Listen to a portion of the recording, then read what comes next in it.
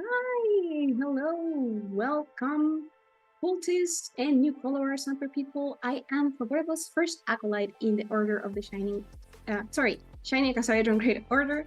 And today we don't have the High Priestess Madura because she will be playing later today, so you can join that after. But I have my super guest, Cesar Capacle. How are you? Hi, thanks for having me. I'm great. Thank you for accepting. It was actually quite fast. I'm happy that we were able to arrange this so quickly. I was tagged on X, I think. I don't know, on social media. I was tagged, and there was a conversation about someone wanting to have an interview with you, and a friend saying, "Hey, you can have them on your show." And I sent the message, and it was everything aligned. So I'm very happy to Yeah, have you here. and thanks for arranging some time because of our time zone difference. I know it wasn't easy to adjust it, but I appreciate the effort to move things around just to fit my schedule. That's very kind of you. Thank you. Well, we want to have you here, and we understand sometimes the different locations are a problem with the time zones. And speaking of which, can you share with the audience, where are you? Well, where are you from, and where are you? Right. So I'm Brazilian. I lived in Brazil for most of my life, but recently, 2.5 years ago, I moved to Madeira Island, which is part of Portugal, but it's like 1,000 kilometers away from the mainland Portugal. So it's a tiny island in the middle of the Atlantic Ocean. So yeah, that's where I am right now. Wow. So we are going to go to the topic and talk about you, but I'm very curious.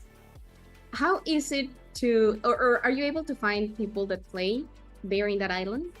Is there a Well, scene? there is not much of a scene. No, I think I can mostly assure you that I'm the only game designer in the island, but it's 250,000 people in total in the island, so it's not that big.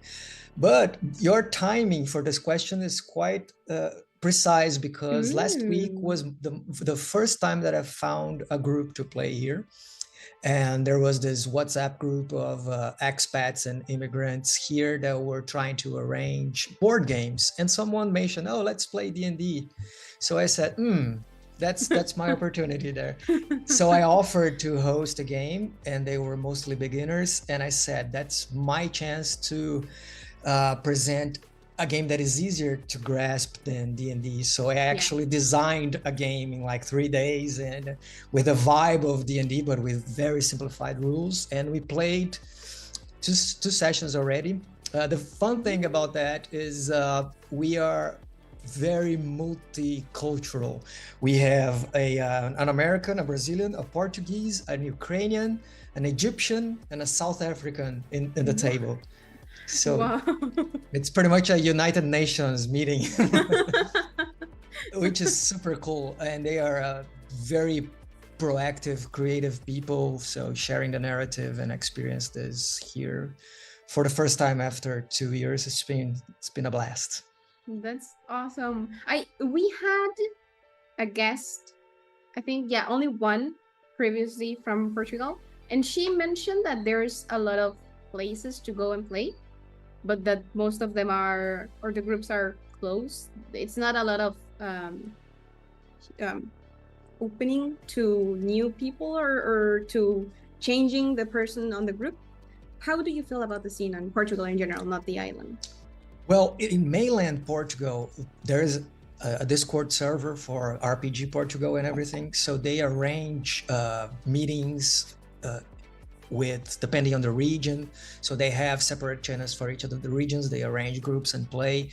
They have quite a big convention and they play online a lot as well. So like impromptu sessions on the Discord server. Hey guys, want to play? And then they arrange it and play online. So they are active in this way. They have also some indie designers there, but that's very, very different from the scene here in the island. Here, we had only one game store and that hosted like Magic the Gathering and Yu-Gi-Oh championships, but they had also some RPG sessions on the weekends, but they closed down. So we were left with 0 places. So if there's some people playing, they're probably playing on their houses. There's not like events regarding games in general. So yeah, I'm kind of isolated. So, but that's why I'm happy that I found this group. And yeah, it's been fun. We're playing on the basement of a pub, which is cool. wow. Very on the theme of right? spilling Yeah. of dungeons. It's funny that group that you mentioned, RPG Portugal, is one of the guests that we had from Portugal is from their group, one of the founders. So I guess that confirms the description of how it is the scene. Yeah. They were super welcoming. I mean, when I mentioned that I was moving to Portugal, they invited me to the server. They're very welcome to me sharing my creations with them. So no complaints there. They're always very supportive. Oh, that's good. That's good. Sometimes it's hard to get a space for a not so known game. So how did you start it on the hobby? How did you know what Rolle was? RPG. So the first time I played, I was 12 years old. So that was 1994. A friend of mine mentioned, hey, we're going to a friend's house and he's playing this game, this tabletop game. And I assumed it would be like something like a board game. And when I arrived there, they had the first quest, which was the boxed set, like the initial AD&D box set, adventurer set. And they had pre-made characters that came in the box that were printed in cardboard with very cool illustrations and a CD with the adventure. So you would play the CD, like the tracks on the CD that would like give a description and some of even voice actors describing what you would see. So I sat down and was like, wow, this is amazing. The thing that I did by myself of grabbing my figurines and imagining worlds together was something that I could do in a group with a set of rules and everything. So that was fascinating from the very start. And then I started, getting some trouble with the rules themselves because AD&D was clunky, to say the least. And I started experimenting, removing rules and playing more on the minimalist way and never stopped. I lie, I stopped for a while during college because I couldn't find nobody to play. So it was a gap of 5 years and I returned around 2006. And haven't stopped since then? No, that was the first time 2006, when we started playing again. I think it was the D&D 4th edition. And the first time we played online with friends and stuff.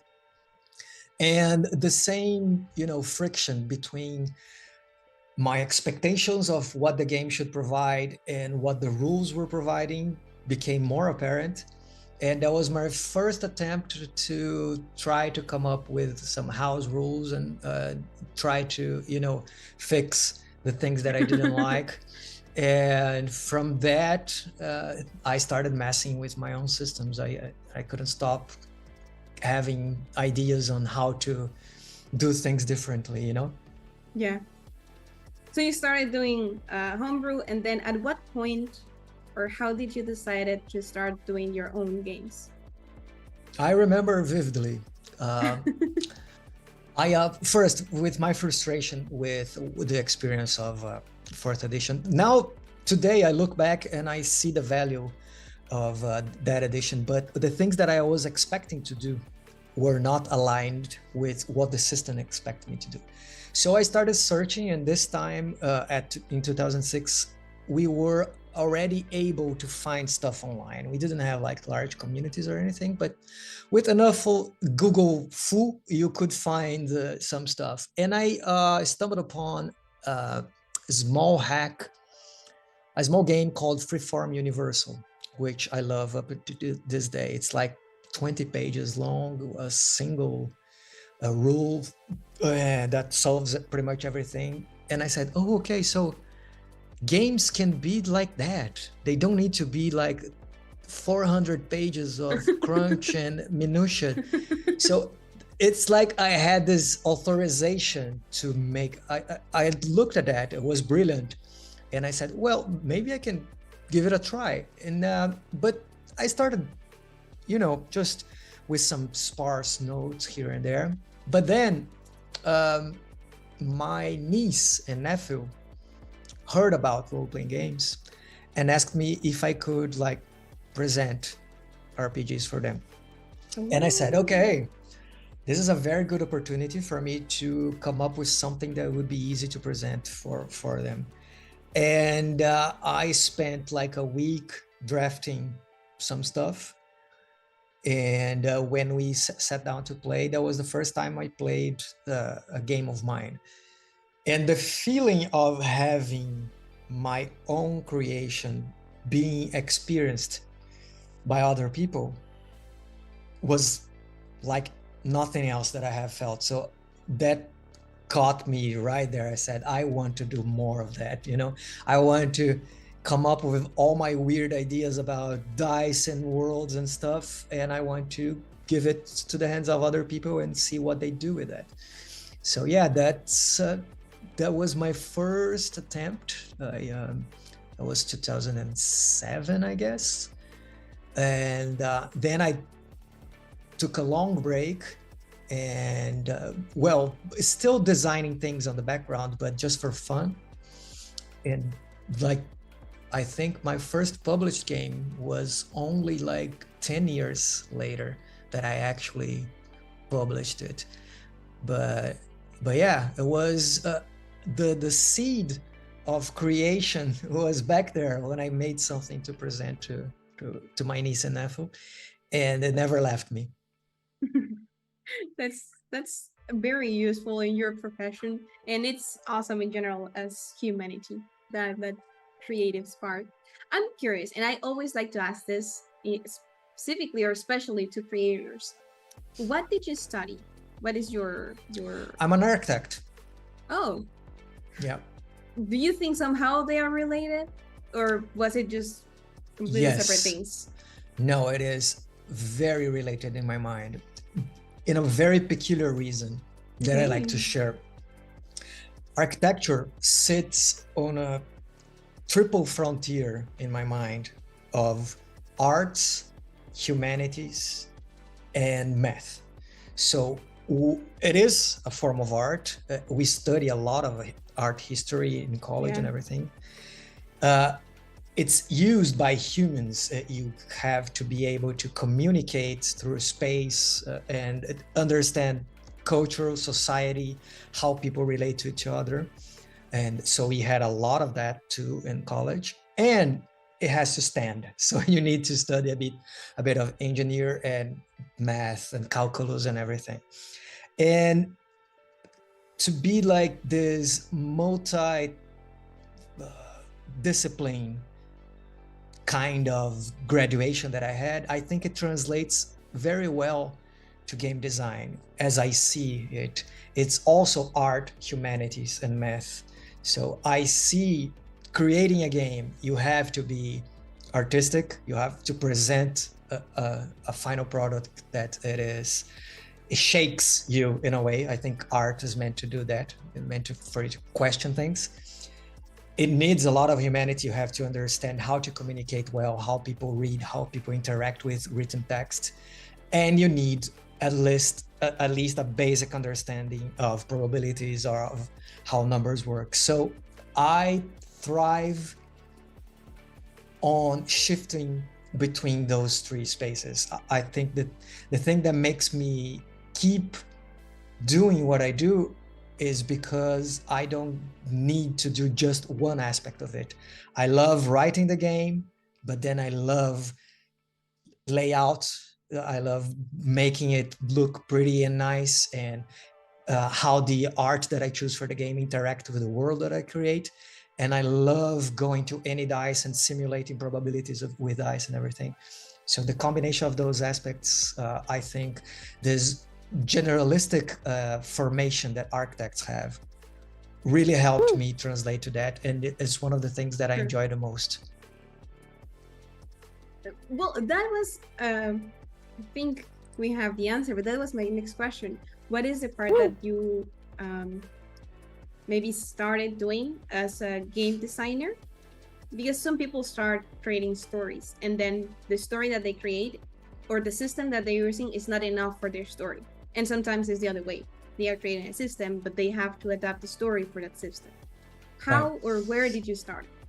I started with the dice. The thing that I think the first friction that I had was with rules. Like, I have this fantasy of the thing that I want to experience, but the rules are not supporting this experience I want to have. Okay. So the thing that fascinated me first, what grabbed me, was how can I provide the experience or the stories or support the stories that I want using dice in a way that first, it doesn't get in the way of the story that I want to tell, but more than that, it helps shift things in those directions. So every now and then, another way of messing with dice or cards pops up in my head, and it's not related to a specific game, but if I give it some time and I put it on paper, then I can look at it and say, okay, what is this dice doing? And what kinds of stories is it supporting? So, this one is more of a risk reward kind of situation. So perhaps this supports a game of bravado, of being courageous or being heroic and face. Okay, so I can use with that. So that was the beginning, you know, how can I use dice to tell the kinds of stories that I want? It moved from there. I sometimes just stumble upon a piece of art nowadays that I say, like public domain art that I use a lot for my games. And I look at it and say, oh, what kind of game could I make around this art style? So I work backwards. Lots of my games, I start from the cover, even before I know what the game is about, even before even a single paragraph. And so, yeah, I'm open to different sources of inspiration. Yeah, but the first thing that attracted me was, how can I make these clackety things work in my favor? We have a question in the chat. It says, so if I understand correctly, your games have their own system. Yeah, and I think it's rare for me to have more than one game using the same system. I'm always looking for the next thing. I have like a backlog of dice mechanics and ideas that I want to experiment with. So nowadays there are people that have more games using my system than I have. Like, I publish a SRD, which is a system reference document, which is how to make games using a system, for my system called Push. And I know of people that made like 3-4 games with it, and I made 2.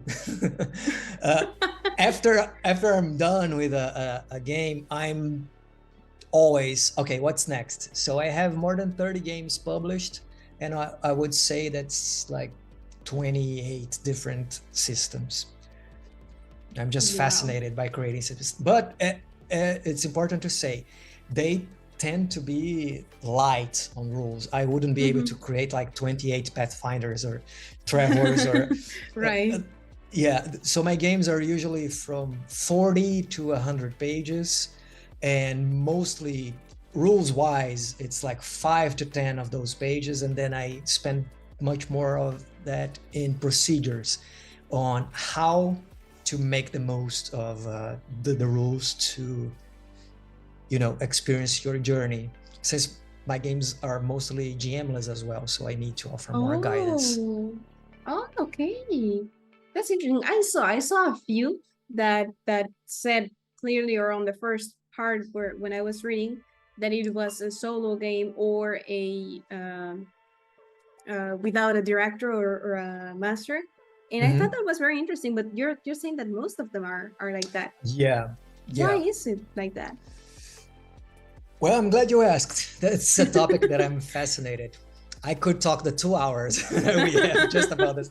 I'll try to keep it brief, though. Okay. So, I have nothing against GMs, first and foremost. I love playing the GM role.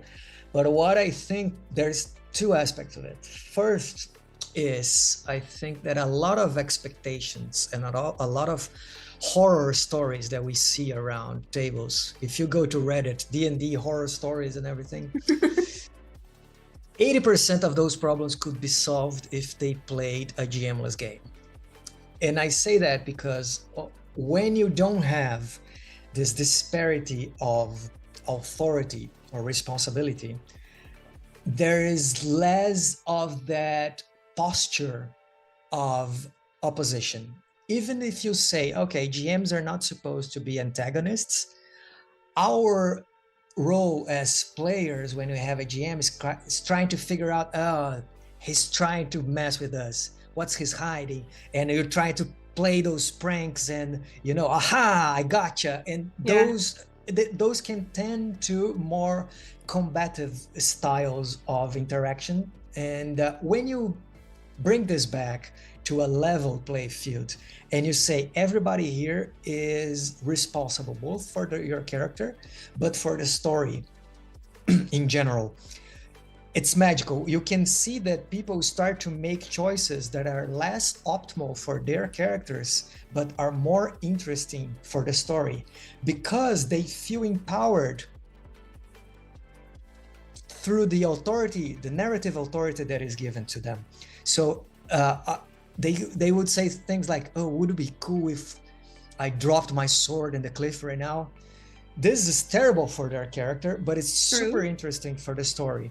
And if we are in a position of disparity of authority with a GM, it's harder for players to, they feel like there is challenges being put in front of them and they have to win. They have to overcome those things and try to do the most.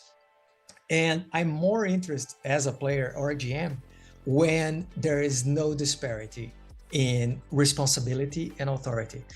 I also don't like to prep, so I want to play games and to be surprised, to play to find out what happens, as PBTA games say. So I go to the table, and even when I'm hosting a game, I'm on a level field and everyone is responsible to answer questions. That's one thing. And the other thing, I promise to be brief, I'm not being brief, but the second thing is GM-less games make me a better game designer. Okay. And that's because when you take out the assumption that there will be an intelligent being there responsible to fill in the gaps of your game design, which is the game master, if you remove this person, you as the game designer must provide through the rules, through the book, everything that they will need, because they won't have somebody to ask to fill in the gaps. So when you get a book that is more like traditional wise with a GM, you can find things like that. Oh, the GM will decide when this applies, or talk to your GM to see if this is valid. Okay, if you remove the GM, you, the game designer, have to offer those things. That's why my games have a lot of procedures, because you don't have someone to look to and say, okay, what's next? What happens now? Where does the story go? And this responsibility that is put on the back of the GM is something that can give a lot of anxiety. And I see people that want to try being GM and they feel super scared because, oh my God, they will look at me, I won't know what to do. So I want to provide in my games a clear procedural structure that at any point when you think, okay, what I do next? I can go to the book. Okay, step 5. Oh, now I need to create a new challenge for, okay. So it moves the story forward more easily. And I can't count on a person that acquired experience, knowledge, assets, and abilities outside of what I provide in the game, which is usually asked from a GM. You can't be like, if you read a traditional game and you have no experience, the game, most of the cases, won't provide you with all the resources that you need to run it. You need to count on hours of experience playing or watching other people GMing for you to create this backlog that you bring yourself to the table, not the game. So as an exercise on game design, I like to push myself with GMless games, because that means that I have to offer all the structure that the players need. Right. And I am, for a second, a concern came to me, like, doing this, wouldn't it limit the options? If you have to list what could happen on the game, it wouldn't limit the game? That's a very interesting question. So we usually rely on oracles. I'm not sure if you're familiar with the term. That's a Maybe technology. We're not referring to the same thing. Could you explain to us, please? Sure. That's a technology that is commonly used on solo RPGs or GMless games. That is a sort of random tables. Some of them are more specific entries. So you can have, for example, a random table to determine what is the reaction of an NPC that you're talking to. Those are more specific, like, or what kind of weather you're going to find, and what kind of terrain or treasure, anything. But more than that, I like the ones that are more abstract. The oracles that are more abstract, they usually offer you keywords like verbs, nouns, and adjectives that you roll to answer questions that usually a game master would. So, for example, you enter a city and there's a castle, and you ask, what's the castle like? How does it look? Well, there is no game master to describe it. So you roll on this table and you get adjectives and nouns. So the radiant decay. So then you interpret. Oh, so this was a very rich and ornate castle, but now it is decaying. So it probably represents that the powers, the governing powers here, are not much in control. So it's very open to interpretations, like reading tarot, pretty much, is a divination tool that you use in your games. And what's the motivation of this guard? Then you roll a verb and a noun. You get like defy and defy friendship. So, defy friendship, what does that mean? And then you get the context of the situation. Defy friendship. Perhaps that other guard that we talked before that was very rude to us, it's a friend of this guard, but if he wants to defy, he's going to do something that it's completely opposite of what the other guy does. So you see, it's not hard-coded, everything that's going to happen in the book, because you have those tools, and every time you play, depending on the circumstances, you are able to interpret those and create very unique storylines. That makes sense. And we have another question in the chat. Is it a system per se, or they are standalone games? Well, there are some of my games that I don't think you could easily remove the system and use it with other ones. So the games themselves, I would consider, I think what they meant as standalone games is that they have like a system that is embedded with this game and they make sense in this context. But there are other ones that are more, I would say, flexible. So I have published them without a setting. Okay. Like I have Push, like I mentioned, and I have another one that's called Kismet and Mole Mole. Those are systems that you can use to create your own game, or if you don't want to create a game, you can play in any setting that you want to, more like universal systems. Each one of them kind of leans towards different styles of story. That's why I create more than one, but you can adapt easily to any setting that you want to. I don't know if that answers the question. I think it does. If they have a follow-up, I'm here. Of course, thank you. He replied, okay, that sounds modular enough. Kudos, great work. Thank you. So when I was looking at your itch.io page that our stream master can share on the chat in a few seconds, I saw that you have it divided in a section that is games, and then another section that's mini games and experiments. Could you explain that difference, please? Yeah, sure. Sometimes I have full releases that are full-fledged games with like a setting, a set of mechanics, procedures, forms a complete book.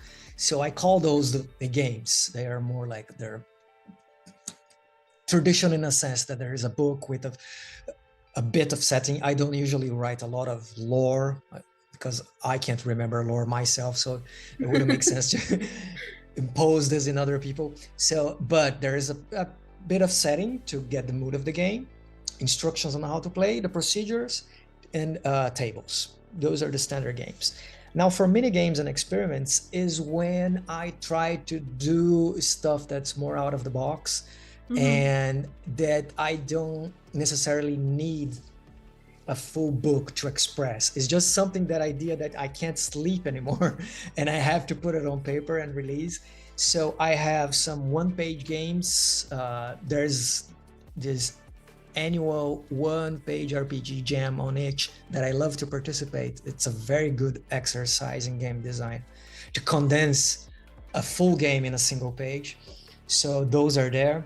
And other ones that are more really ideas that sparked in my mind that I wanted to see on paper, but they don't form like a full-fledged book, but I think they deserve a space. And that's what I do with those experiments there. It's everything that is very wacky and zany ideas that I have. Okay, thank you. It's way clearer now.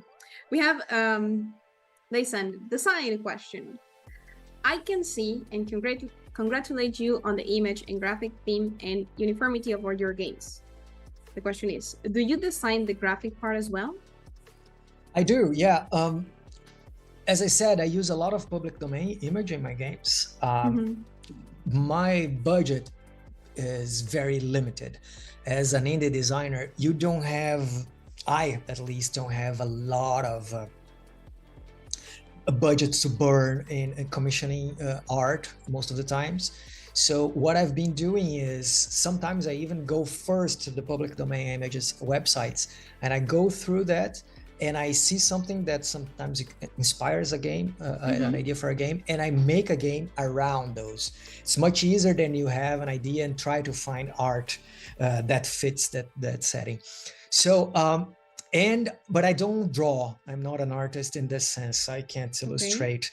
Even being an architect, that was very frustrating, but I can't draw to save my life. So, and I lived with people that were like those amazing artists during class, you know, just sketching on the corner of the notebook. And I said, oh my God, this is so good.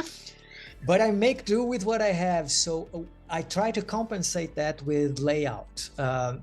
I'm not a professional graphic designer, but I had graphic design classes in college, and it's a discipline that fascinates me.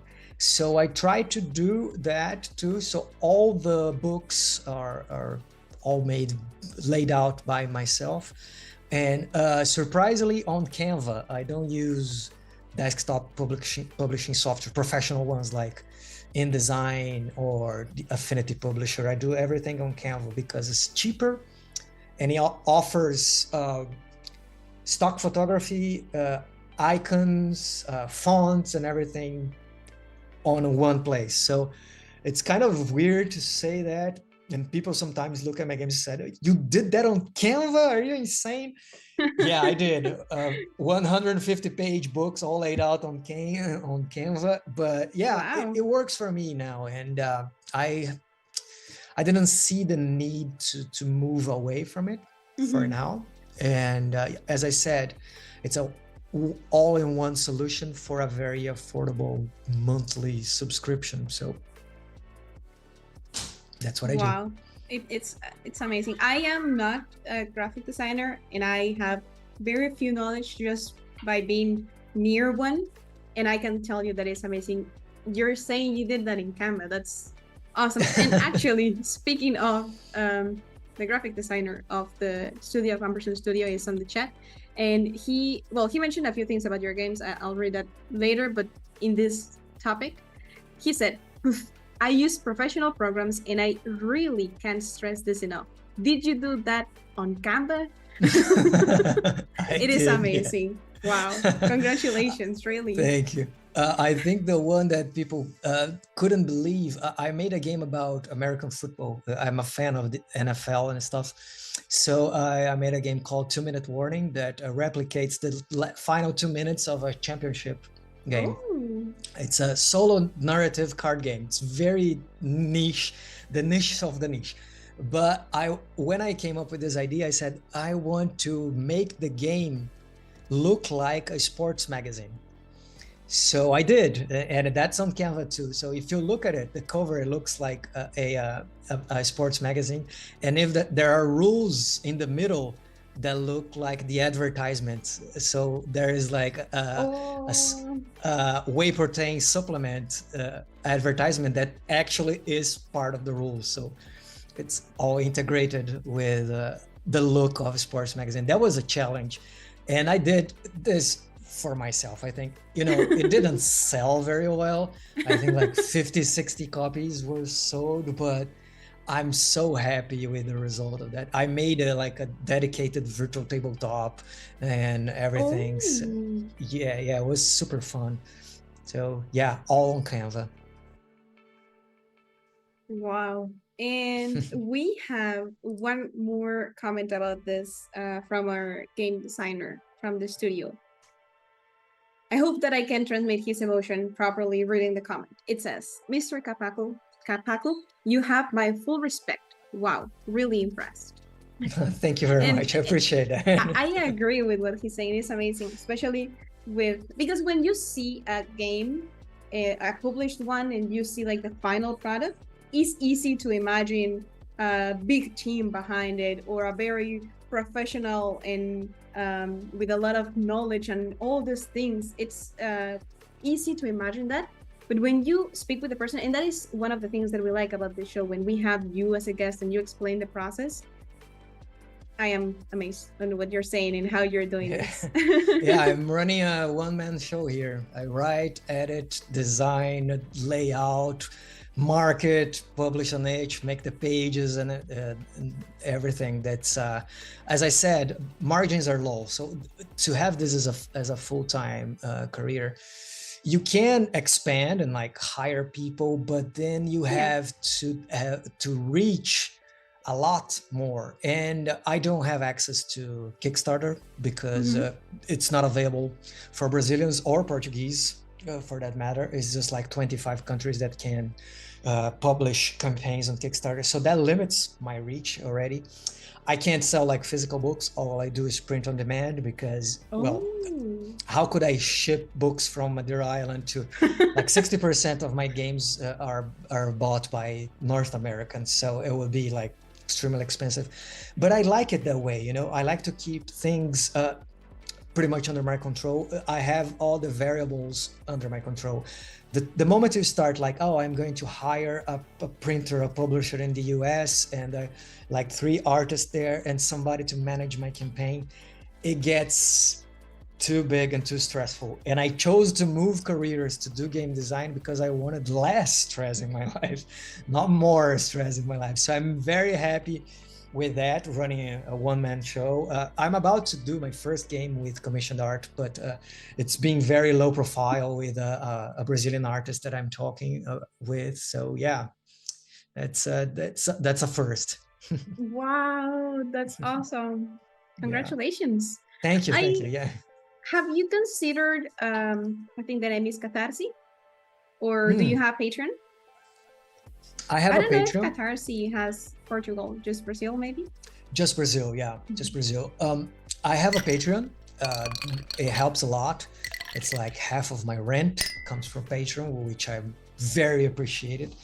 And it's just like $5 and you get all my games for free. So it's a very good deal. But I share some behind the scenes work in progress, and I have like 70 something people right now there, which again, I can't thank them enough, because the months that things are not going very well, to know that there's amount of people that support my work, gives motivation to keep going.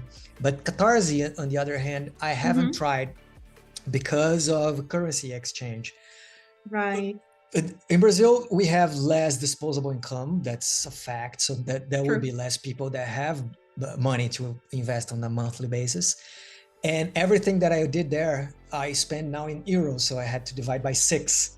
So and the currency exchange is brutal. So yeah, that's one of the reasons why when I translate my games into Portuguese, I just give them for free. Oh. Because yeah, I mean, I give back to the community in Brazil. They are very supportive of everything that I do. And if I sold, it wouldn't make that much of a difference in the total grand scheme of things, financially wise. So I'd rather have them have access to my games and play them and talk about them, and I'll make my money from the gringos. I like the way you think. Yeah, let's charge from people that have money. Exactly, that makes sense. Yeah. Wow. Let me check on the chat if we have any other questions. Just that they agree, and they are asking to have a crossover between you and us. So let's talk about that later on. Right. You have mentioned several times about inspiration, and I'm curious because you are a full-time game designer. Yeah. I don't have a lot of experience personally designing a game, actually 0 myself directly, but I've seen the process on other people. And I know it's hard to do it every day. How do you manage to be, and I'm not talking about the financial part, I'm talking about the inspiration and the motivation. How do you manage to be a full-time game designer? Well, I wrote a post on my newsletter recently that mentions a little something about that. That's inspired creativity versus diligent creativity. And you kind of need both. Most of the days, the process of creation is very non-romantic. It's not like the movies like, oh, I got a spark of genius and I have to. Most of the time is just you sit down, sit your butt in front of the computer from 9 to 5, 9 to 6, whatever works for you. And you stare at a paragraph until it doesn't make sense anymore. And you look at that blank page and nothing happens, but you need to show up. The thing that makes the difference in the long run is consistency. You have to be running those game design brain processes pretty much all the time. You have to be kind of obsessed about it. Of course, take breaks. And that's something that you have to make peace very early in the process, that doing nothing that you feel very guilty about, especially when you're self-employed, is not doing nothing. It's part of the sine wave of creation. Those valleys need to exist for you to have the peaks of creativity. There's no other way around. But even on those valleys, you have to be able to show up, and do not consider yourself or measure your value through productivity. Do not put your self-worth in results. Rather, focus on the process. It doesn't matter if you wrote a line or 5 pages. I'm here, I showed up, and I'm doing the thing. Sometimes you go that slow burn for a while. This is diligent creativity. It's the practice, it's the craft of making games, which is not different from any other job, really. You just keep doing it. Now there is inspired creativity. Sometimes it does happen. And I have some games that I wrote. I had the idea, wrote, laid out, published, and sold in 10 hours from beginning to finish. Wow. That's things like I had a sleepless night and I spent 2 hours creating all the game in my mind. And then I woke up the other day, typed everything in another 2 hours, and revised playtest, finished, laid out, and published in 4 hours. So it was a 32-page game that was created like this. It's Kismet, this game. Other ones that Midnight Melodies, it's a recent one that I kind of don't even take much credit for the idea, because kind of I was possessed by this idea. Again, it was a sleepless night, and I was just tossing and turning at this idea of a jazz pianist that the death couldn't take, and it was hired to investigate unauthorized deaths and everything. It just came to me, and I published the game. I made everything in 4 days, and it was a hit. Everybody loved the game. So that happens too. But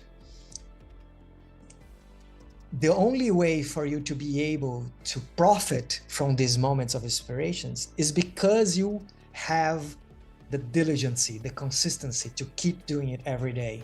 Mm-hmm. You are prepared, because when the idea strikes, you know what to do. You know how chapters are organized. You know how to make an outline of a game in 15 minutes. You know how to make, I need a how to play, I need instructions, I need safety tools, I need dice, rules, tables.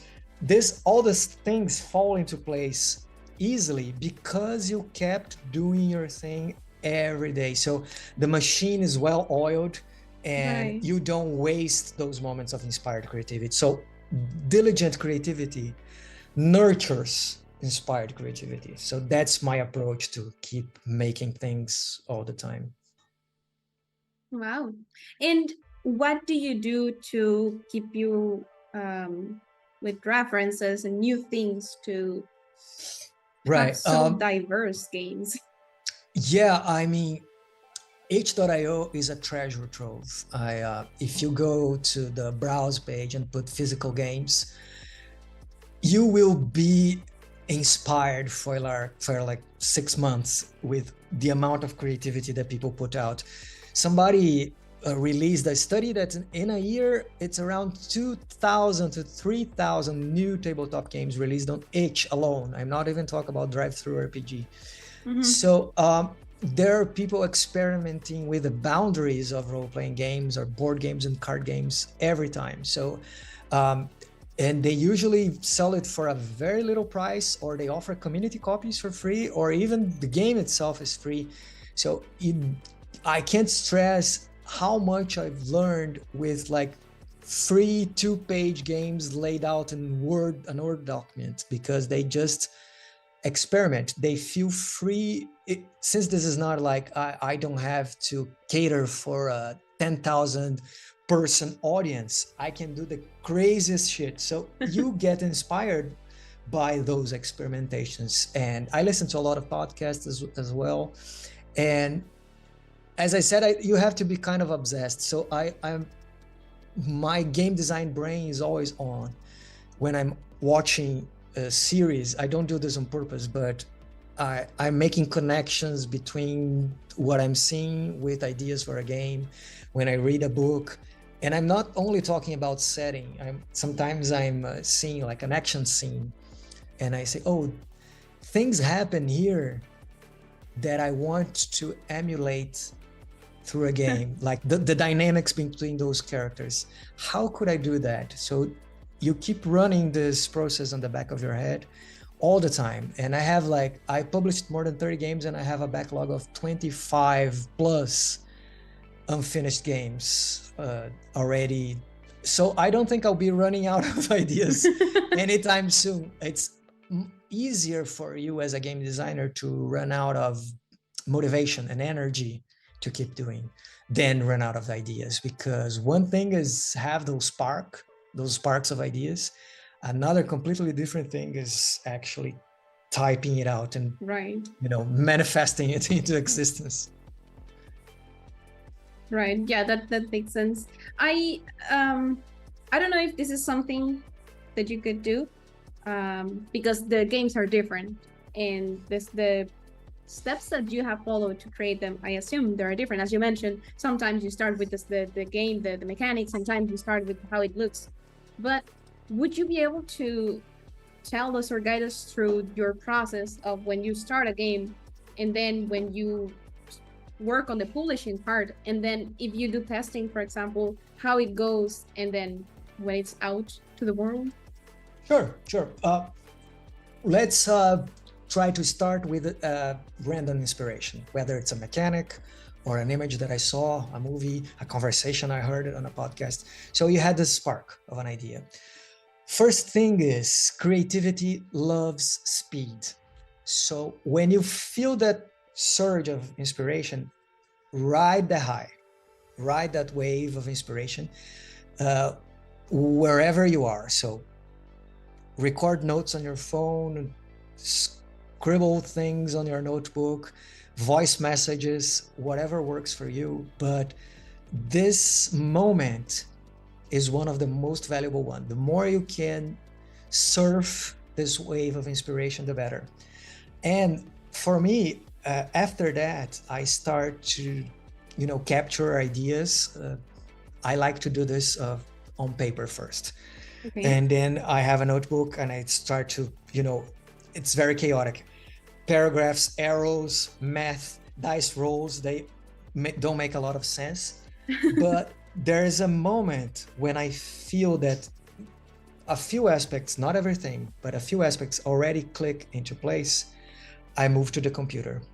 Okay. I use Craft Docs as my text editing software. I like how it works. I like how it's organized mostly. And as I said, now I have a very clear image of an outline of a RPG book in my mind, of my books at least.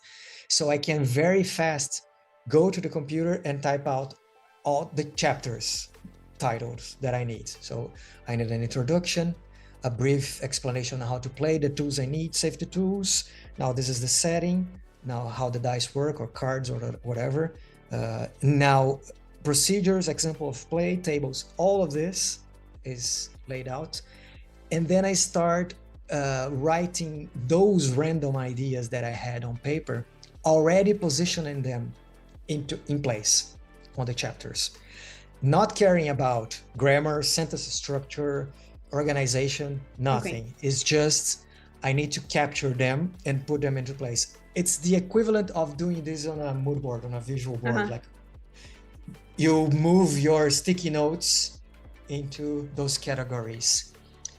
And then it starts, I usually move to the content part. Like if I need to create random tables, so I need to actually create matter for the things. I start populating a few of those things. And mechanics come very easily for me. I usually go to anydice.com and test it a little bit, the probabilities that I want.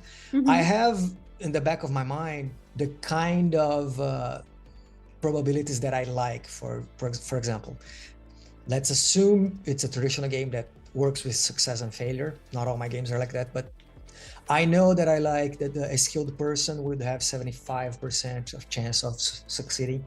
I like my games to be more favored towards success than failure.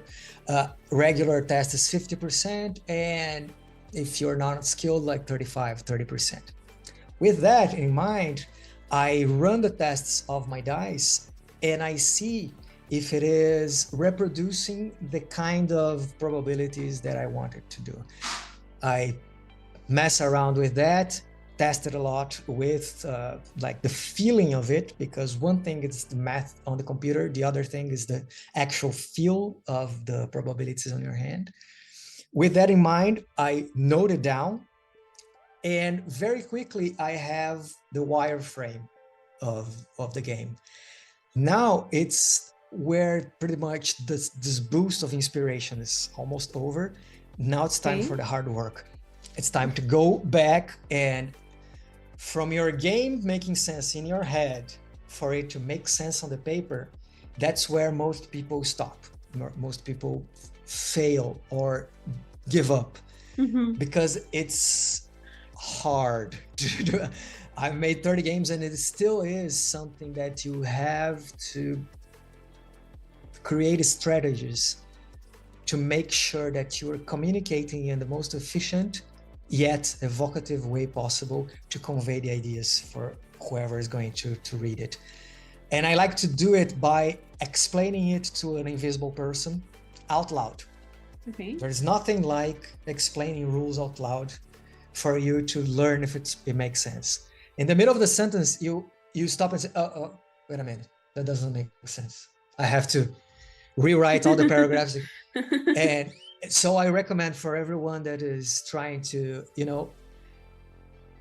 check the clarity of your own rules, explain it out loud, and then reproduce that on your text. Sometimes you don't need even to edit the text you had. Just write something else.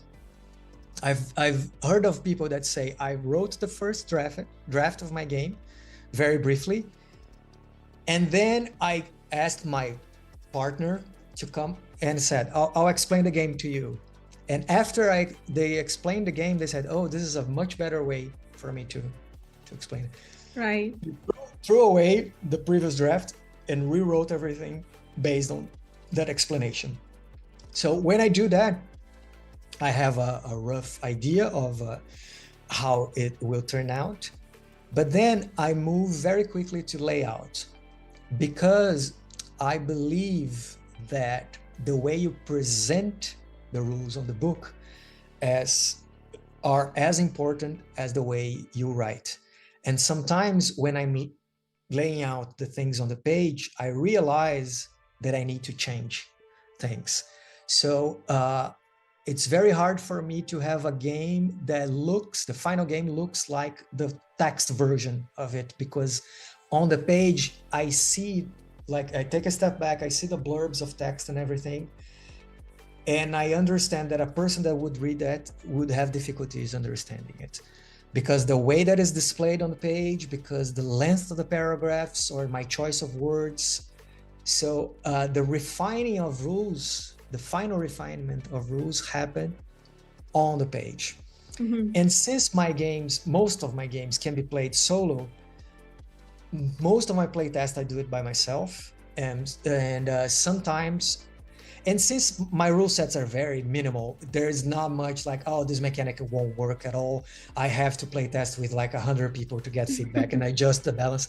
My games are not like that. They're very simple. Right. So it's easier to play test. But I have my patrons to give me feedback too. So I give them access early, and sometimes I get some very good feedback. And I've adjusted core rules based on their feedback sometimes. And then I finished layout everything on Canva, and I spend a day crafting my each page, because I really like to make it all neat, and I think it helps communicate the spirit of the game, because you can't, as I said, it's 3,000 games every year on each.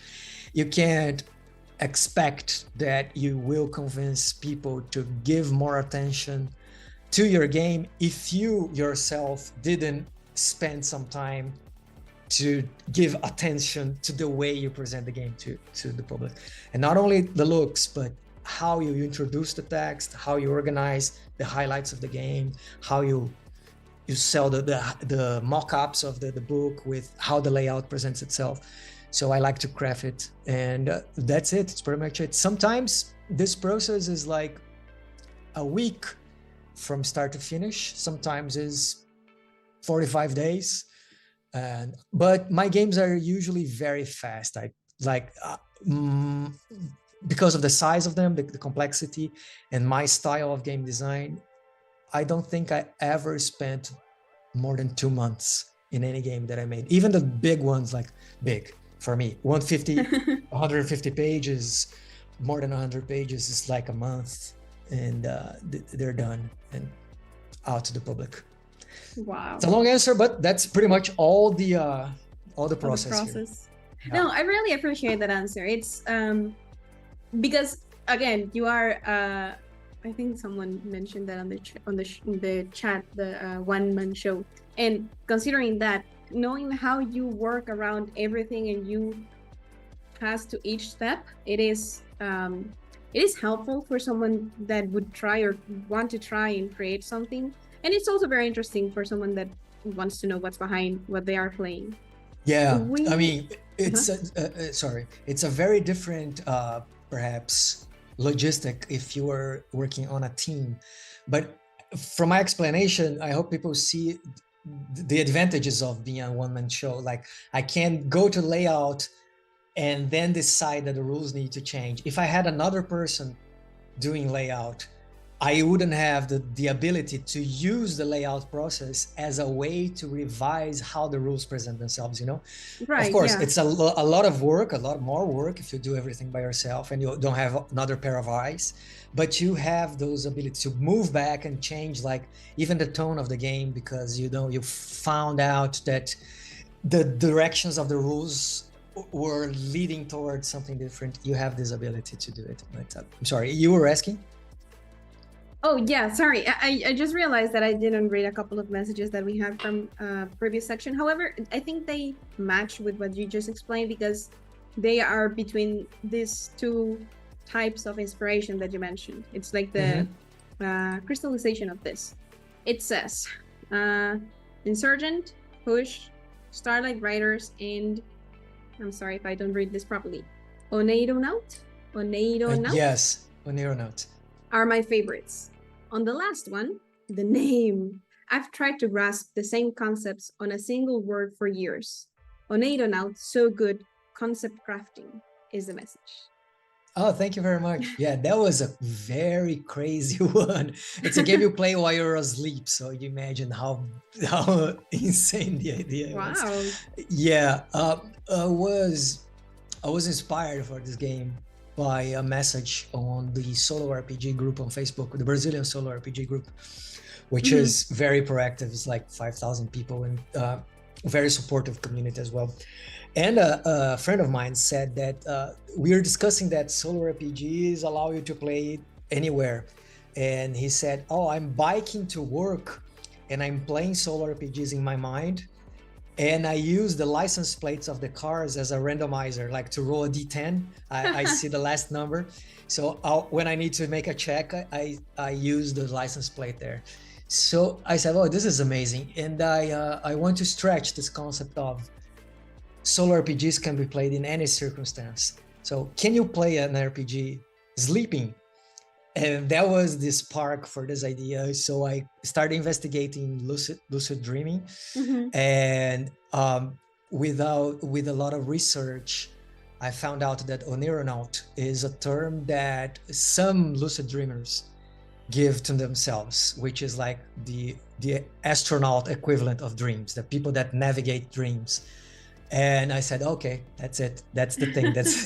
That's the word I'm looking for. And yeah, that was a fun experiment. That was very surprising because I thought that like nobody would care about this game. And it is up to this day one of my best sellers. And it was translated into French, into Spanish. There was a blog in Croatia that mentioned this game. Yeah, I went to like 3 podcasts to talk about that. So this is something that I want to tell to, if you are thinking about a game and you think that nobody will care about this game, I assure you, there's always someone that will resonate with whatever it is that you have to say. So don't think, oh, I don't have anything original to say, oh, nobody will care. That's not true. As long as you're true to yourself and you put out games that you want to exist, I assure you, there are people out there that will resonate with your ideas. So just go for it. Thank you so much. I agree. Just go for it. I'm curious. After you publish your game, do you revisit them? Do you keep playing your games? Not much, no. I've been telling this for a while. It is that I use the paper airplane approach to game design, which is a metaphor. What is that? Yeah, you know, when you make a paper airplane, you are for me at least, very invested on designing a different paper airplane. You're super interested in the shapes, on how it will turn out, and then you finish that. You go to the window and you throw it and it flies and it observes its flight and it falls. If someone else wants to pick it up, unfold it, see how it works, make their own versions and varieties, they are welcome to do so. I encourage them to do so. Me, myself, I'm going to make the next paper airplane. So that's usually my approach. When I'm done with the game and I launch it and I see how it reaches people, I'm super happy with it, and I like to see what other people make with them. But me, I'm interested in the next thing. So I move from game to game very fast.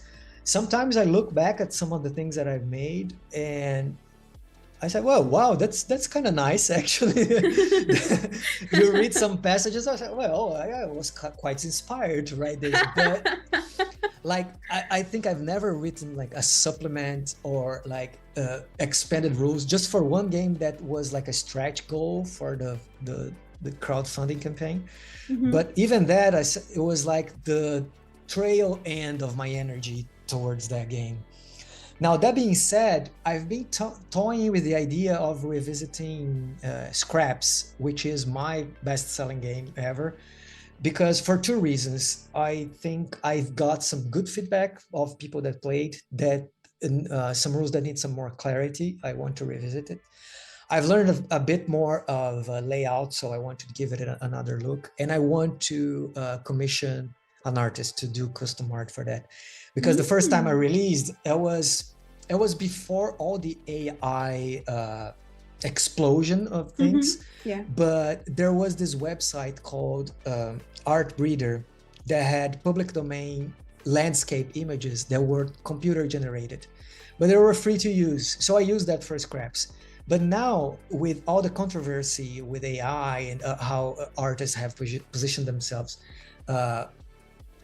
of the ethics of AI, I really want to revisit the Scraps and like have a dedicated custom art to express what this world means to me, because I think it deserves it. So, but it's something that it's out of my budget at the moment, because it would require some investment up front, and I don't know, I would need like a sponsorship, like someone that wants to release this game, you know, physically, like a company.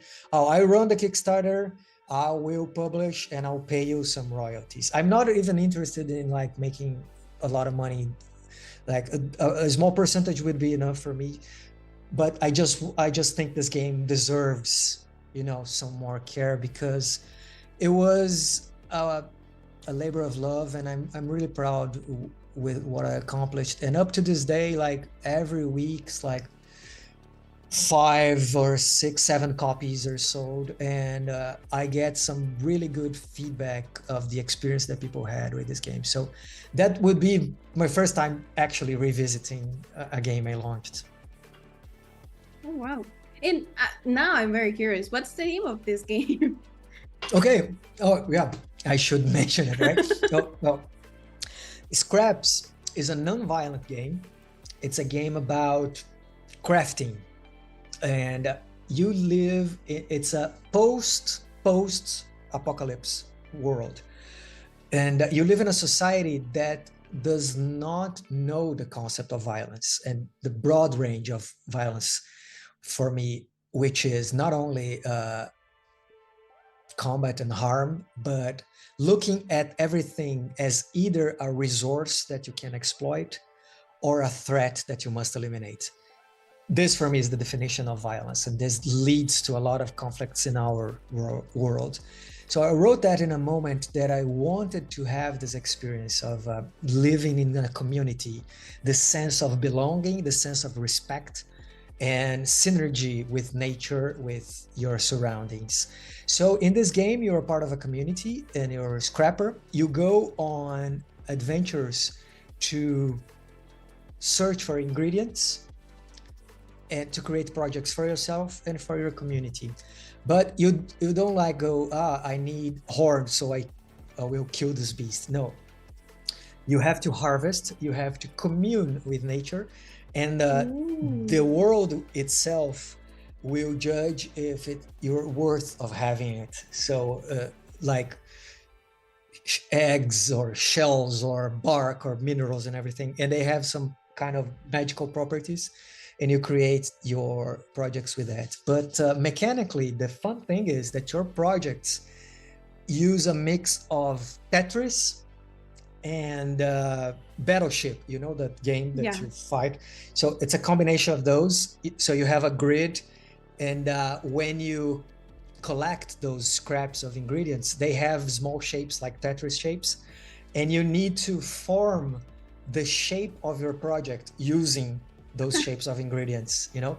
So sometimes it doesn't fit, so you have to cut, so you roll to craft and polish those pieces. And that part, that tactile part of drawing the thing on your grid and trying to fit the ingredients, I think it's pretty fun. And I think I'm not alone, because it's sold more than I think near 300 copies up to this day. And wow. Yeah, it's been very well received. And I thought it's another game that I thought wouldn't resonate with people, because you present a game that has absolutely no combat, you can't fight anything in the even the conflicts themselves is just like you were exploring a world. That's it. It's so alien to the standard traditional sense of RPGs that I thought it's going to be a game just for myself. And gladly it wasn't. And I think I would be happy to see it in a very well polished 1.5 version of it, you know, with the feedback that I collect over the years. Well, it sounds very interesting, and I hope you're able to get that. If I ever hear of someone that is looking for a game to make in that sense, I'll send them with you. Yeah, of course. Yeah, I'll be more than willing to do it. I am curious about a lot of things, and let me clarify. Here on the show, we have, before we start, a disclaimer, and this is completely a question of opinion, and everyone is entitled to whatever they feel about it. But I cannot think of someone better to ask this question than a designer of games. And well, you do everything besides or along with the game. Where do you stand with this AI conflict? Oh, I think it's so early in the process that it's hard to, it's not just hard, but it's dangerous to like come to a conclusion and stick with it. What I disagree mostly is on how the conversations are being held in this space. Well, I think this is more of a nature of online discourse, and Twitter specifically, that every time a subject comes into discussion, there are two extreme opposites, and you either have to align to one or the other. And if you're on the one side, you're the devil to the other one, and vice versa. So there is no room for, you know, nuance. But so that's why I haven't engaged in those kinds of conversations, because if I wanted to talk about it, I want to talk in a nuanced approach. Right now, I think the larger complaints against AI regard ethics on the training of those AI. They used copyright material without consent. But where I stand in terms of that, it goes a level below that, because I don't believe in intellectual property much. So if we were to talk about, oh, this is copyright protection, intellectual property, for my projects, I release everything in Creative Commons. You know, if people want to support me, they will find my games and do it. If you want to do your stuff with my stuff, go ahead, you're free to do it. So I don't hold the sense of possession of the things that I create that would make me feel bad if my games were used to train an AI, for instance. If there is an AI, a Cesar Capacle AI spitting out games based on mine, yeah, that's okay. That won't stop me or prevent me from doing my things. But I can't talk for everybody else, and people are entitled to their opinions. If they want to be opt out of training, they should be able to do so. So I think there will be a lot of turmoil before we reach a point in which these things are, legal, ethical, if there is ever that chance. But what I've been seeing on the indie scene now is that the anger and the frustration that the artists are feeling towards AI is being directed to the wrong targets. What I mean by that is, for example, an indie game designer is going to publish a game and they used AI art. So the artists go against them and they throw stones and destroy that people's career. You could have made a better choice, blah, blah, blah, blah, blah, blah, blah. But then I ask, how is that helping that cause? Because the large companies that make those and the big names that might be using, like Wizards of the Coast, are not affected at all by this. What we're seeing is working class fighting against working class. And this is the dream of the corporations. I make a thing and I see the working class fighting against each other. So that's when I say that I disagree on how the discourse is being made, is that I see small fighting against the small. And there is, if you're against AR art, if you gear your anger towards small creators, it's okay. That creator won't use AI anymore, but that won't, in the grand scheme of things, that won't help your cause. So I think they should organize themselves to fight the ethics of it in the legislation process and try to affect. I think that the only thing they accomplish by doing that is a sense of righteous indignity. So I did something good by fighting against AI art, and that's okay. But actually, you're not harming the corporations that are doing this to you, right? And another thing is taking out jobs, which again, fair.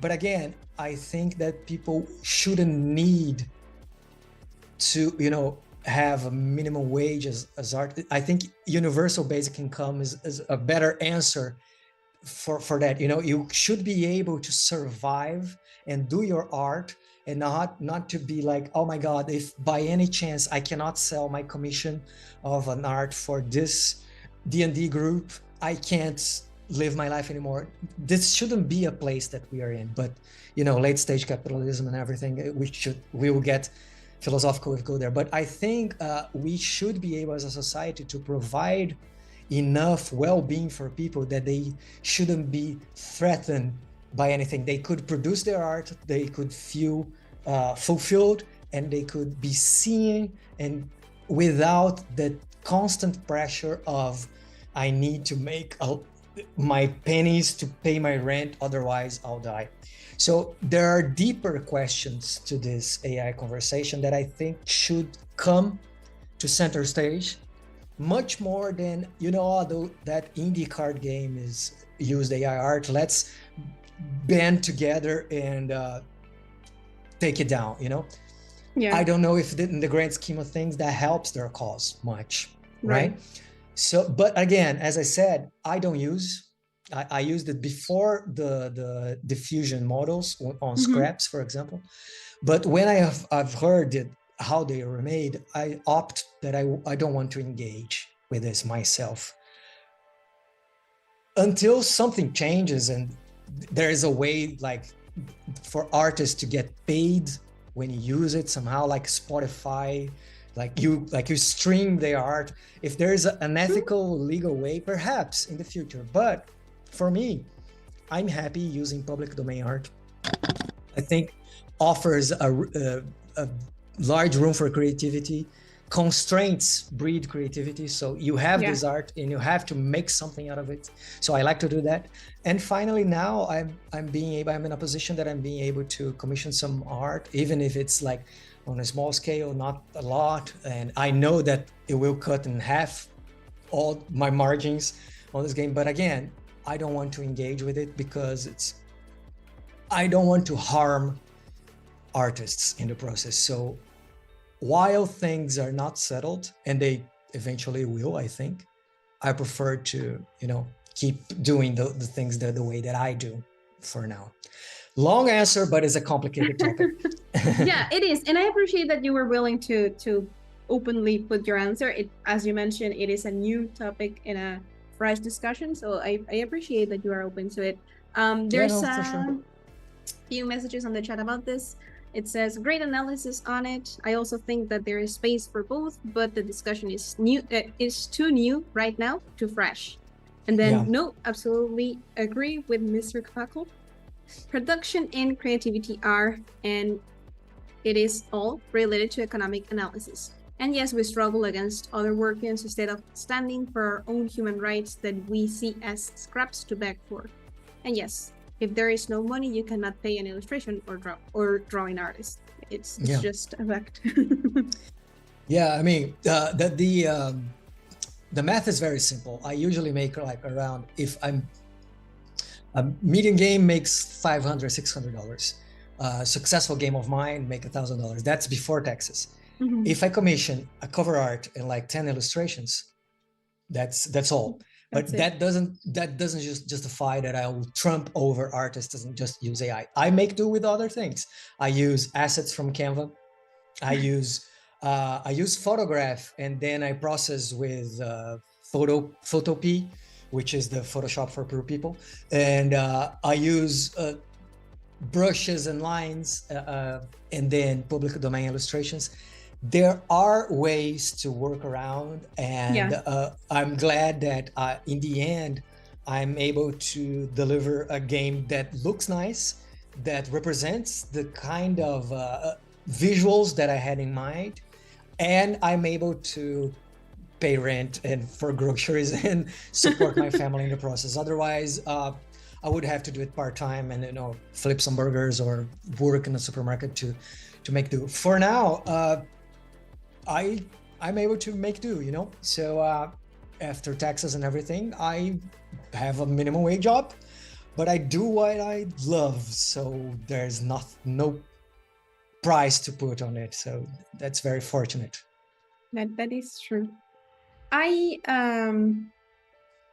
would like to ask about, honestly, I would like to ask about each and every one of your games. However, I am aware that would take more than one session probably to discuss each of them in detail.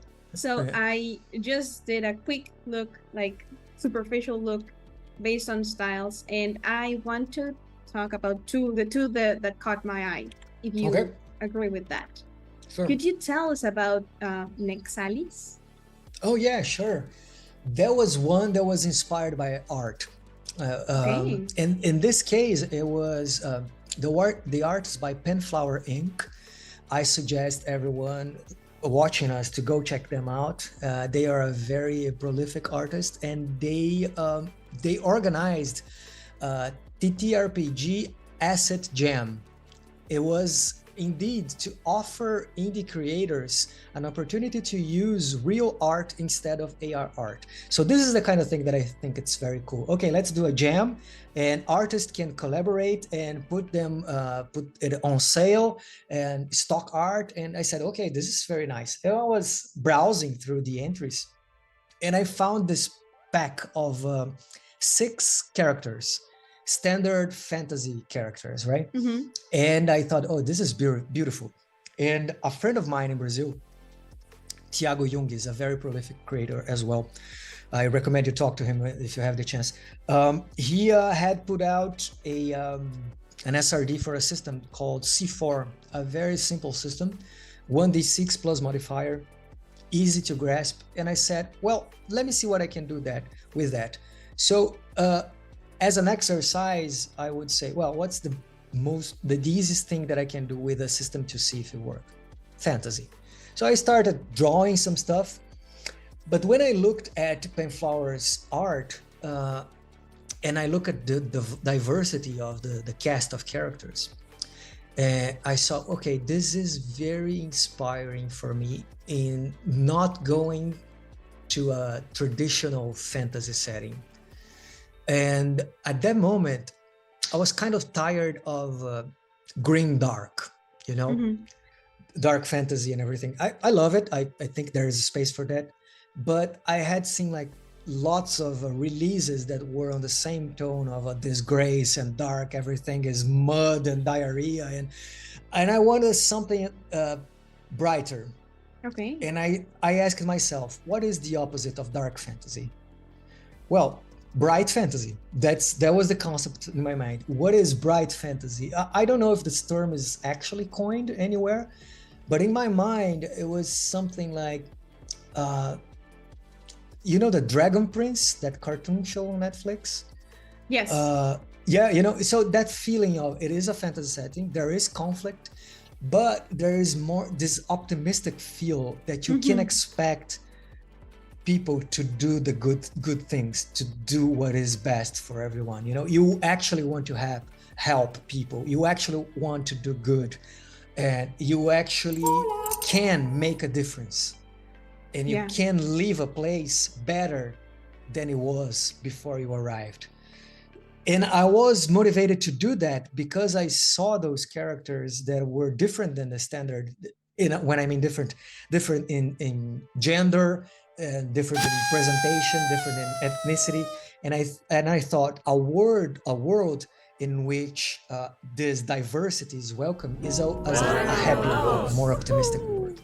So I wanted to do a brighter fantasy, and I came up with this concept of bright fantasy, which is those guys, you were drifters. You go from island to island. When you arrive, I don't know, the ruler, the leader, or the community leader of the place comes to you with a problem they have and ask for your help. And you go on a quest, you solve it, you get better as a person. Not like advancement, like you get more powerful, but you change. Because of the experience you have, you create bonds with the people that you meet, and then you hop on your sailboat and you sail through this nexus cosmic ocean of plasma, and you go to the other island. So it's a very episodic kind of gameplay. So it could work very well if you want to like have a campaign in which each session is its own adventure. Yeah, it's an island. You can run it in like 3 hours, and then if you change, like a player can't go in the other session, it's okay because you have like finished the circuit. So I developed that, and it was, I think, my first attempt at doing something closer to standard fantasy, which is interesting. After like 20 games, I'm doing my Final Fantasy game, but it felt really good, and I crowdfunded this game. It was well received, and this one, I think it's the largest book that I've made, mainly because I wanted the procedures to be very clear. Again, it's GM-less, so you can't just make your characters and play without the need of a game master or a referee or anything. So there are tables to come up with the challenges, come up with reactions. And I ended up changing a lot of the basic mechanic of the SRD because I can't help myself. When I start messing with rules, I always change a bit. And I really like the way I envision the character sheet, which is a threefold pamphlet that you can put in the middle of the book, and you know, it's very good for sheet. Yeah, that's the character sheet. Oh. You fold it in 3. You can use like as a bookmark even, and it's very good for conventions as well. Like you can handle, like you have 6 of those pre-made, and you can hand it to people very easily. And there are rules on one side, like the summary of rules on one side, and all your talents and skills on the other. So it's very clearly organized. So yeah, that's next solace. Easy to use. Yeah, I was very happy with the result. Wow, I really like it. It's funny that I picked the one that was closer to the mainstream, we can say. Yeah, it was indeed. All right, and okay, I think we still have a little bit of time. The other one that caught my eye is from the mini games and experiments section. The one called Short Rest. Oh, okay. Yeah, that's an odd one. Right. So the inspiration for that, before I started doing game design full time, I was trying to sell merch, RPG merch. Like I was doing T-shirts, stickers, and notebooks and everything. It was a complete disaster. I think I didn't sell anything for like 2 or 3 months, and I gave up. But the store was there, and that was all print on demand as well, using things like Redbubble, well, Threadless, those websites that are Printify and things like that. So I was still on those groups, I think on Reddit and Facebook, that discussed products and everything. And I saw someone that made a sticker to go on the fridge that kind of gamified tasks at home, like grocery things, like you get XP and you would cross the sticker and everything. And I said, okay, that's a very cool idea. I wonder if I can use my experience with doing apparel and accessories on print on demand and do a game that uses something else as a support instead of a book. And I thought, why not a game on a mug? And the idea was really thought-provoking for me. And I said, what kind of game would fit a mug, not only in size, but in theme? And I said, well, what do you do when you stop to have a coffee? Yeah, you think about it, your life, your day, the things that are going on, assuming that you're drinking it by yourself. So I connect the dots very easily. Well, what is an action in RPGs that kind of have the same feeling of that moment? Oh, it's the moment that you stop adventuring and you are around the campfire making a short rest, which is the actual name of the mechanic in games like D&D. And I said, well, I can gamify this experience. And you could use it as a standalone solo game that you use it to reflect on your past experiences, but you could use as a plug and play. So you're doing your campaign, and then there is a moment for a short rest where your characters are sitting around the campfire, and you use those prompts for an introspection interlude moment in which you discover things about your past, about your adventures, your motivations, about your future. And I said, okay, that can work. And then I designed it to fit a mug. And it was one of the first things that I released on my previous attempt at doing a Patreon.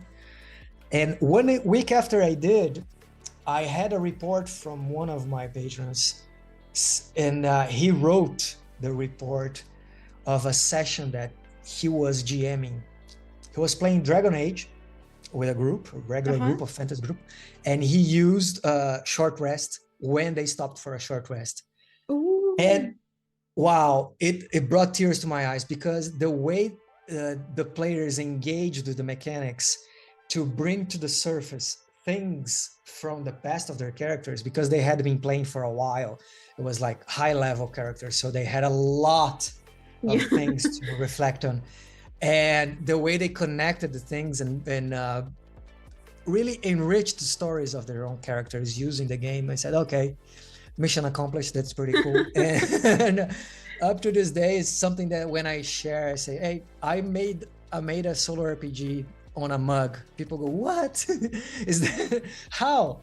And then I show Short Rest, and it's been well received as well. So it's a very fun project. It's very unusual to have a game using a mug as a support. But yeah, you can have a coffee and play a solo RPG. I really like it. And actually, when I read this section of minigames, I assumed that it was dynamics that you could use in other games. I never stopped to think that it could be an actual game to play just the minigame. And when I saw the short rest, not the mug thing, definitely, but I assume it had to do something with the reflecting and all this, and I really like the idea. Yeah, that was I think it's if only is it my only game that is actually plug and play with any other system. There are other ones that you can use, like some procedures, like how to create maps or cities or some tables with other games. But Short Rest specifically, of course, you can play it solo, but I think it shines when you bring it to your campaigns and use it together with other systems. I think you make the most of it. I really liked it. I'm preventing passing over the limit that we agreed. So I'll go to my last question, and I think that this is a very important question for us in this show, how we like to work it and how we like to interact with the guests. And it's from the moment that you decided to start creating, and then the moment when you decided to be a full-time game designer, that I'm assuming it's not the same time, and then to now, how has this journey, this process has been both for you and the reaction of others? Well, it's quite a journey. I think you used the correct word here. For me, it's very specific to my personal experience, but if you don't mind going into a personal story, I don't. But I don't mind. Okay. So the thing is, I started designing my own games back in 2016, more or less, and I had a full-time job at the moment. I worked for the government back in Brazil. I was advisor to the Secretary of Environment. It was a hard job. I was working a lot, and I was well paid, well respected, everything, but I wasn't happy. And I had been like considering quitting, but I didn't have the courage to do it because you have job security when you work for the government in Brazil. That means that you can't get fired unless you break the law in a very serious way. So you know that you're gonna have this job, and you actually have to like take a test, and when they have spots available, they announce it. You take like an entrance test, and only the top ones enter. So if you enter, you're like it's usually common sense to say, okay, you'll never quit this job because you finally got it. And I was in this sense thinking about it, but I couldn't make the move.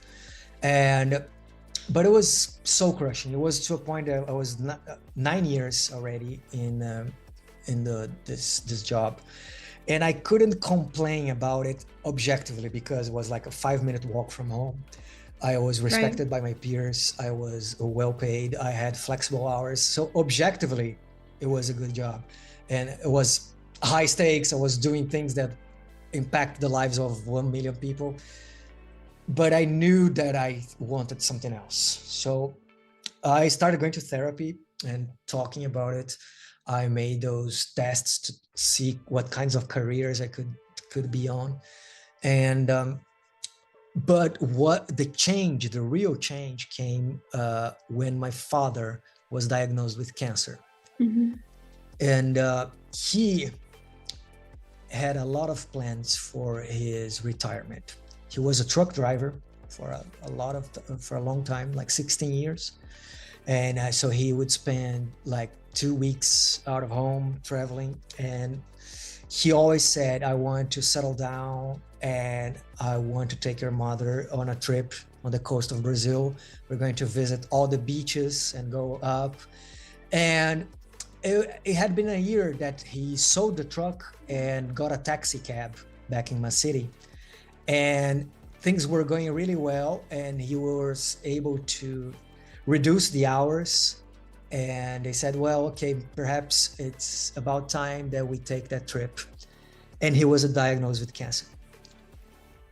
He started chemotherapy, and in 1 year, he was gone. Oh, I'm sorry.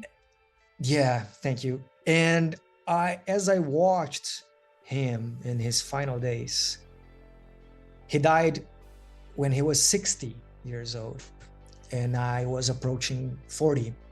And I said, well, if I were to live as much as my father did. I lived 2/3 of my life already. I don't want to be on the deathbed and look back at my life and wonder what it could have been if I had tried to do what I love. I don't want to wait for retirement to pursue my dreams. Right. And then it took me 2 more years to gather enough courage to do it. So I came to Europe, to Italy, to get my Italian citizenship, because I'm descendant from Italian, so you have the right to pursue it. And I took like a license from work for a few months. And when it was over and I had to go back to work, I couldn't see myself going back to work. And I talked to my wife. She was very supportive and said, let's do it. Let's try. And perhaps it won't work. Perhaps you have to find another job, but give it a try. So I did. I quit my job. Nobody could believe that I would leave such a high stakes job and everything. And I went from a high paid salary to no payment whatsoever, burning through my savings for a while, until I started making connections on the space, like Twitter, Discord, and getting to know other creators and sharing my creation and being invited to shows like yours, like conversations like that. And my name got, mentioned here and there on Reddit, and I started selling. And it was a slow burn process to get to a stage in my career that I would feel that I could make a living out of it. But up to 2 years into the career, I'm now on 3.5, almost 4 years. Up to 2 years, it was an everyday question: will I be able to live out of it? And I was just, making do with whatever I got. And then I almost quit like 25 times. This job at the position that I am is not something that I wake up and say, everything is fine, everything's okay. You can't take anything for granted. From Right. one day to the other, people might move on to another thing, and you're left in, the abysmal space of indifference.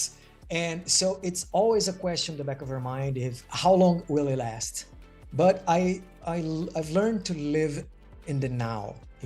I learned to enjoy and be grateful to do what I do, and to be able to create things that I am passionate about without sacrificing my creativity in the name of making a profit or doing something for a company because I know it's going to sell better. I do weird stuff. I do games on mugs. I do games that you play while you sleep. I do Tetris games. I'm so grateful for being in this position right now. I can't say that if you're looking to make a lot of money, you should be an indie RPG designer. It's not the case, especially if you have constraints like we do in the Global South.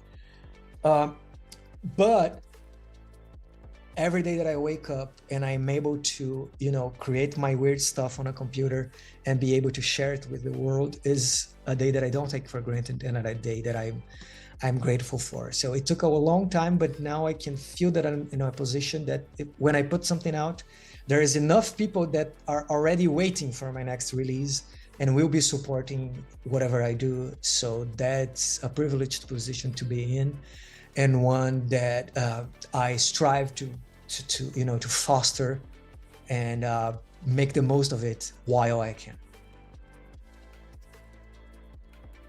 Thank you so much for sharing that. I'm gonna read the chat first because we had a lot of reactions. Well, first of all, we have Madura, Blasphemy Take It, and First saying that they are sorry for your loss, and I agree with that. I'm sorry about that. It says First says, and I do agree completely, Mr. Capacle. I didn't want it to be old to try and create, and he's our game creator here in Amberson. And then Maratura shares, we don't want to wait. Society always tells us to be that way. And even though the work is exhausting, we can do something to live our life. For other than comments. Also, I understand the experience with your father, or at least I think so. I'm sorry, but also happy it gave you a push. Yeah, for sure. Mr. Capacle at ampersand, we think akin to you. We know we don't make popular games, but we don't want to lie about who we are or what we create. And then Mara sends, thank you for your words. I appreciate very much. It makes me feel convicted, and let's create more games. Yeah, make more games. I agree with them. I am sorry it had to be like that, but I'm happy that you got the push that you had, or that you maybe needed. Sometimes we need something like that to move us to do something different. Yeah, I was such a I was always striving to meet other people's expectations about myself, that I think that if it weren't for like a life-changing experience like that, I would just crumble into my own thoughts and not have the courage or the motivation to do it. So yeah, it was. I don't think everyone needs to go through something like that to move, to create, but for me it was needed. And that doesn't mean that if you have a job you need to quit to create. You can, if you are able to manage both things, that's a valid option as well. And just do what is right for you, not what you think other people expect you to do, and just be happy with it. Thank you so much. Thank you for sharing your story. Like all the, not only the like success on what all the things you've done, but also the parts that maybe stop you or make you doubt, and then motivate you. I really appreciate that you are being so open and share all this with us. Yeah, my pleasure. I am sure that it's going to help a lot of people that are watching right now, or that might watch in the future, because we will post this on YouTube. So I'm sure that this conversation is going to help a lot of people. Again, thank you so much for coming with us, for sharing all your stories, for your games. I had seen a few of them and read a few things. This friend of mine that recommended me to have you as guest shared also a bit of what he thinks about it and all that. But now that I listen to the process that you go through, and that you've gone through all this time for everything, I appreciate way more the things that I'm seeing on the screen. So thank you so much for sharing. Yeah, always a pleasure. Before I jump to the end of the show, I wanted to, I'm not sure if you have the stream open, but we here on the show have a way to thank our guests for being here, for giving us the time and sharing their stories. That's an acknowledgement to your name. The people that are watching the stream will be able to see it in a few seconds, and I'm going to send that to you as well directly. Nice. Thank you so much. Anything that you would like to add, maybe an announcement, way that we can, I don't know, help you or something like that? This is a free space. Oh, okay. I've just finished crowdfunding a new game called Wraithhound. It's a ghost hunting game. You go into haunted mansions, trying to discover the reason behind the haunting and fighting some ghosts in the way. Use cards and dice together. You can play solo or up to 3 players. And since the crowdfunding has finished, it will be on itch probably either tomorrow, Sunday, or Monday. So be on the lookout for that. And it's been well received, and I'm very excited for it. I also made a virtual tabletop for this one, so you can play online as well with all the cards and everything. A custom deck of cards, even if you want to.